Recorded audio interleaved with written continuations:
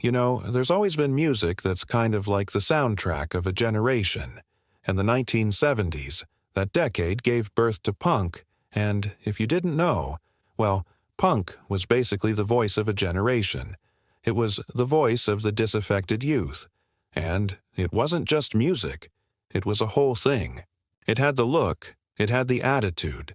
It changed the way people viewed society, the way people viewed the government, the way people viewed everything.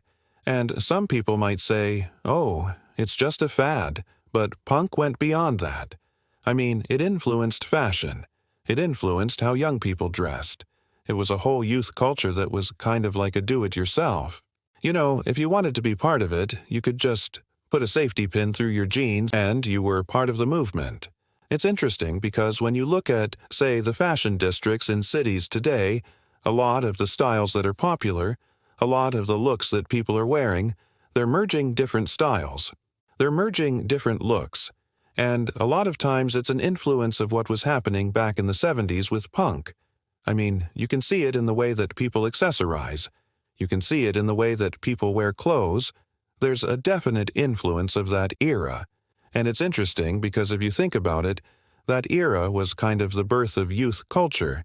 That was the time when young people really started to find their own identity, their own voice, separate from what their parents had done in the 60s. You know, the whole hippie movement. And when people say that music is kind of like the soundtrack of a generation, it's really the perfect example of what was happening in the 70s with punk. It was the perfect soundtrack. It was a time of change. It was a time of revolution. It was a time when people were searching for something different. They were searching for something new. And that's what punk gave them. It gave them an outlet. It gave them a way to express themselves. It gave them a way to be part of something bigger than themselves. And that's why it's so important.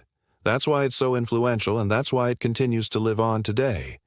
So the next time you hear a punk song, the next time you see somebody with a mohawk or somebody with a safety pin through their nose or their lip, remember that you're seeing the legacy of the 70s. You're seeing the influence of a time and a place that gave birth to a whole new way of thinking, a whole new way of being, and a whole new way of expressing yourself. So, what do you think is the soundtrack of a generation? Is it the music that was popular when you were young that defined a period of time, a revolution, a culture? Well, in this series, we're going to find out. We'll start with the 1970s. It was a decade of big change. It was a time of war and peace, disco and punk. But above all, it was a time when music changed everything. The 1970s gave voice to a generation like never before. And nowhere was this more evident than in the emergence of a new music scene, a new attitude, a new style, punk. At its core, punk was a reaction, a response to the social and political climate of the time. It was the voice of the disaffected youth, the misfits, the outcasts, those who felt alienated by the establishment and the status quo. Punk wasn't just about music. It was a way of life, a philosophy, an attitude. It was a rejection of the norms, a rebellion against the system. And it wasn't limited to a particular race or class. It was a truly inclusive movement that brought together people from all walks of life who were united by their discontent. The music was loud, raw, and in your face. It was the perfect soundtrack for a generation that was angry, frustrated, and disillusioned. Bands like the Sex Pistols, The Clash, The Damned, and many more emerged from the underground scene and quickly gained a cult following. Their music was a mixture of rock and roll, blues, and garage rock. It was simple, it was direct, and it was honest. It was the antithesis of the polished, overproduced music that dominated the charts. But punk's influence went beyond music. It had a profound impact on fashion, art, film, and youth culture as a whole.